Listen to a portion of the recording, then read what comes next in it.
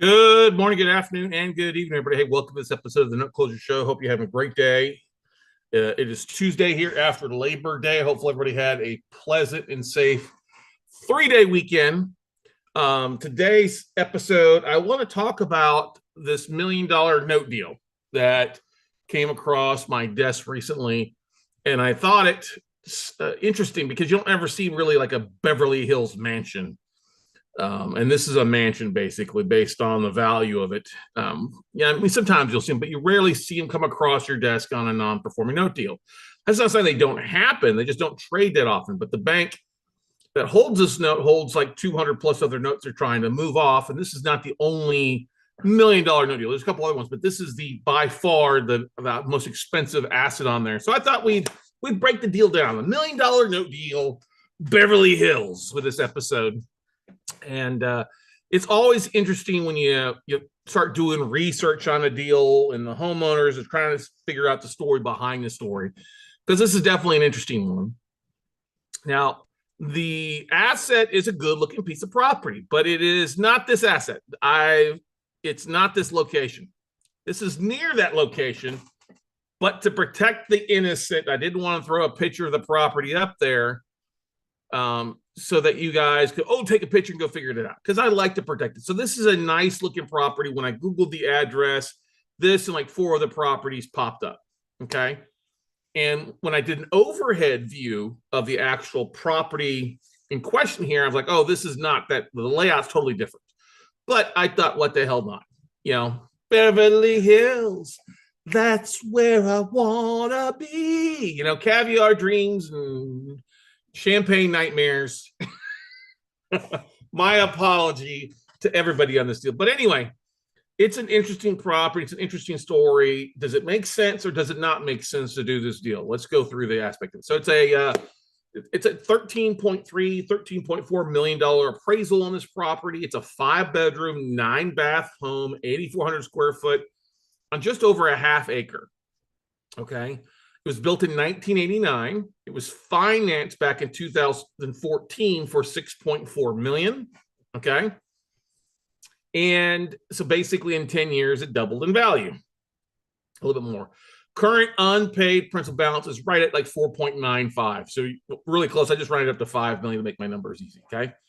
Now it's like I said, beautiful property, 8,400 square foot house. I think there's 4 people that live in it. The borrower has not made payments since March 2024. So 6 months from the time that we do that. Now, their monthly payments are nothing. It's only $28,500. That's right. $28,500 and some change is their monthly payment. Okay. Now, the interesting about this mortgage, it was based on a 30-year amortization, 10-year fixed rate with a 1-year annual renewable arm. So now what's happened is it was fixed for the first 10 years, but now it's been an adjustable rate mortgage where interest rates have gone up quite a bit. Okay.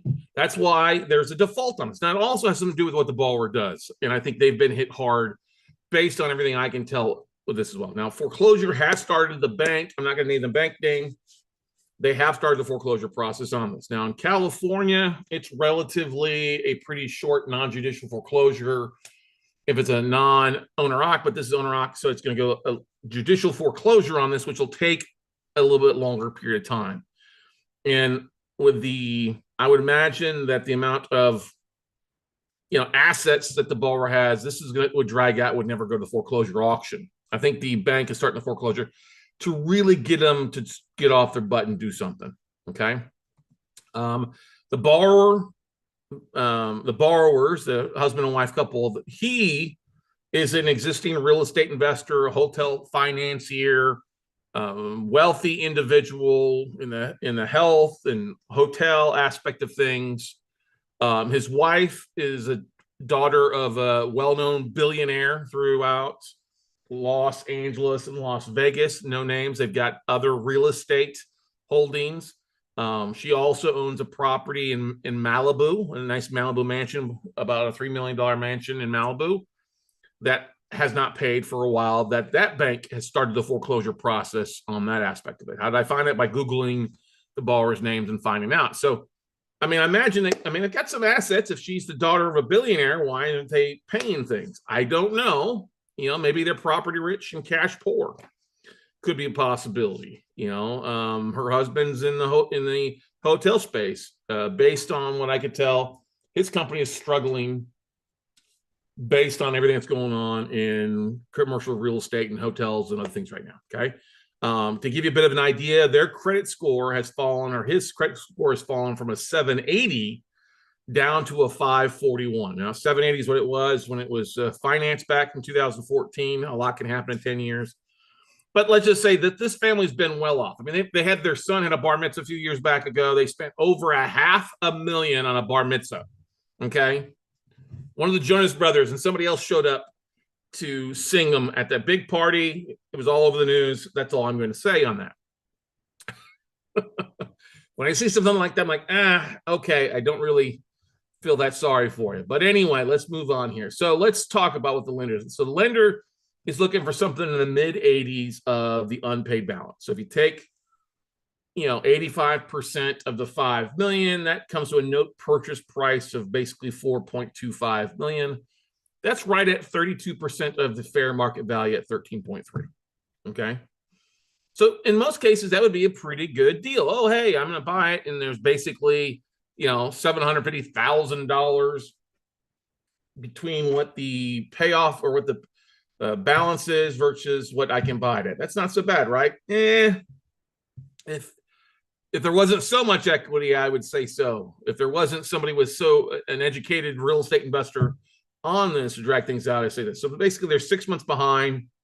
6 months of payments is an additional $171,000 that gets added to your payoff.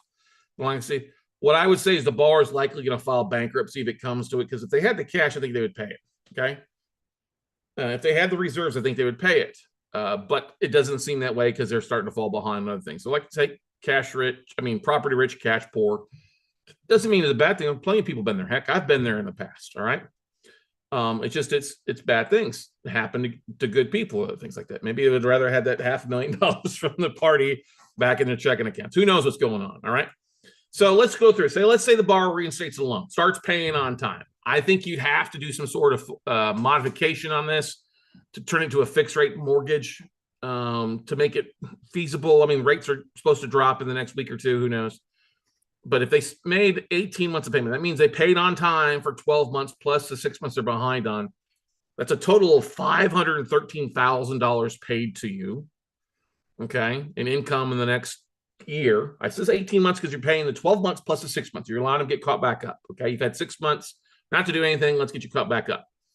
So if you take that 513,000 and divide that by the 4.25 million that you pay for the note, that roughly comes to about a 12.07 year one cash and cash return. Okay. Well, after year one, there's no longer any back payments to catch up. So they're just making 12 months on time payments. So after year one, in year two and beyond, it drops to an 8.04% ROI. I think that's a little too low a rate to tie up $4 million and only get an 8% return. Now, that might not be a bad deal for like an insurance company or a REIT or something like that. But for no investors like you and me, that's well below average of what we want to be making on our money, right? Maybe an insurance company, like I said, REIT, that might be something. I mean, heck, if I was this guy, I'd reach out and try to buy the note from the bank on this. You know what I mean? Themselves. Okay. But anyway, that's not the case. So let's move on to the next. So if the bar doesn't restate, maybe the bar pays off the loan, which I don't think will happen, just because if they could, they would have paid it. So if you just figure this, that somehow they get a Hail Mary and somebody comes in and pays off the loan. Okay. Or they get you get refinanced out. So $5 million UPB minus the 425 purchase price of the loan, that's basically 750. You take the 750 plus the divide that by the 425. That's a 17.65% return. Now, the one thing I did not include in there, and I just realized this, is if you take the rearage, the 28,500 times 6, that's 171. So you'd add that to the 750 because they're behind on. So this is actually a little bit off. So 750 plus the 171,000, divide that by the 4.25 million. It's about that's about a 21.7% cash and cash return. So it's actually not a bad day, but it's probably not likely going to happen. They're probably not going to pay you off because they don't have the funds. They're not going to, the house may be up for sale. I couldn't tell if it was with all that equity.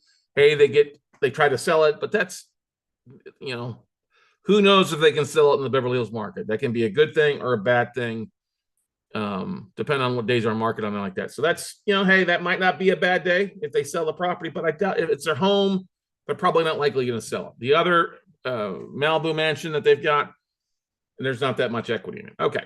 Let's say you hold this and let the borrower refinance in 24 months with rates being lower, plus the 24 months. The reason why we say 24 months is it's going to take 24 months for their last payment to drop off their credit score. It takes 24 months for mortgage rates to drop off to get refinanced. Because at a 541 FICO right now, nobody's going to refinance them. A traditional bank loan, not going to happen. Nobody's going to do a hard money loan on a primary residence either. Okay. But if you figure, okay, we're going to carry payments for 24 months and then refinance out, let's take your 24 months of payments plus the 6 months of back payments. That's 30 months. 30 months times 28,500 comes to $855,000 in payments. That's crazy. Now take that 855, divide that by or add the $750K difference between what you paid for the note and the payoff. That comes to $1.605 million in cash profits to you back, 24 or 30 months of payments plus the difference between what you paid for the note and the payoff at the time. Divide that 1.6 million divided by 4.25 million. That comes to a 37.8% cash and cash return. You divide that by 2 because it takes 2 years for this. So it really comes down to an 18.9% return on investment over the 2 years average. Okay. Not bad, but it's also 24 months of tying up your funds, which is okay. Maybe you're not getting that, but that's hopefully that they start paying on time. Who knows if they can pay on time and get through it. That's hoping also that their credit score bounces back to get refinanced, which probably not going to happen. What I think is going to happen, is more likely to happen, is the borrower is going to file a Chapter 13 bankruptcy. They're going to delay things. And if you don't know what a BK Chapter 13 does, basically what happens is that the borrower has to come to the bankruptcy court and present like a workout plan. Like, okay, here's a workout plan over 60 months. Here's how we're going to get caught up in 5 years. All right. They have to disclose their assets, their debts, what the value of the property is, what they have in savings, all that other good stuff. Okay. And the borrower is affiliated with 5 or 6 different companies. And I don't know what the deal is with his wife's inheritance or anything like that, but maybe that's all tied up. I don't know either there for you. But if you figure that they're paying, if you take the 6 months that they're behind, okay, and you divide that by 60 months, 5 years. So if they start making their monthly payment of $28,500 plus an additional $2,850, that's basically 6 months of payments divided by 60 months. It comes to an additional $2,850. It means they need to start paying $31,350 a month. Okay. Well, if they pay that over the next 5 years, that's roughly an 8.8% return on investment on BK payments. 5 years. Can you sell the note? You're probably not going to be able to sell the note above 85, maybe a little bit 5%, but that's not really desirable. I'd rather buy the note cheaper, below 80%, and then if I could sell the note as a reperformer at 80, 85, make it make sense, but it's kind of a skinny deal at that 85. All right, but that's what I think is going to end up happening. Borrower's going to file bankruptcy. So this one is really just a no. It's just not a deal for investors. I mean, you got $4.5 million of spare change laying around. Let's talk, because you could do a lot more with $4.25 million than just one asset. This is what I like about notes, is that your money can be diversified. I mean, I've bought portfolios of 200, 300 notes for a far less than $4 million before. Okay. And if you just figure it out, if you just took the 4.25 million, and if you figure out that the national average for a home right now is 422,000, well, you could technically buy 10 homes at that. Or if you divide that in half to 211,000, well, that comes down, you can buy 20 homes like that. Or you reduce it down to 105,000 homes, that's 40 homes you could buy that. And your rent rates would be better, and you'd have a much more diversified a portfolio. I'm not saying buying at full value, but buying at a discount makes more sense on this stuff. So this is kind of a big no. Would not do that, but it's also very nice. Now, listen, I wish no ill will towards the family. Hopefully, they can get their issues. They've been kind of all over the news. If you end up knowing who they are, for a variety of reasons, good and bad. Nothing bad. I don't think really anything bad. Just that they've, when you're got that much of a spotlight on you and you come from their background, anytime you kind of have a hiccup, you're going to have people saying things about you.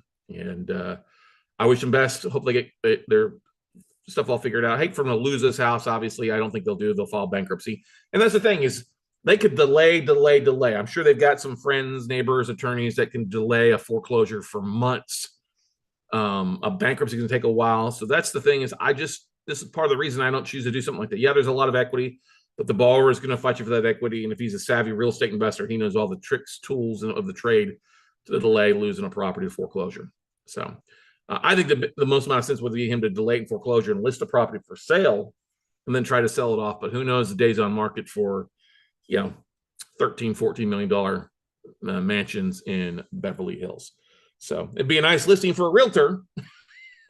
Not really a short sale because they've got all that equity, but that would be a nice $1 million listing. So anyway, hopefully you guys enjoyed this aspect of things. It's always nice to see things a little bit differently. I prefer to stay in that $500,000 or below mark. We'll probably feature a few more $1 million properties, $1 million notes across the country as we see some stuff. We've bought in Florida before like that a couple times. There's some stuff we see in Texas. I actually drove by a property this weekend in here in Austin that I'll probably feature on the next episode as a $1 million note deal here in Austin, Texas. But it's definitely an interesting time out there. Banks are moving assets. We're starting to see a lot more of it. So hopefully you're doing something to get rock and roll. Otherwise, if you need to learn how note investing works, you can always check out our class at noteweekend.com. It's a one-day class to help you get your feet wet, or check out our notebuyingfordummies.com workshop, which is a 3-day weekend thing. So go out, take some action, buddy, and we'll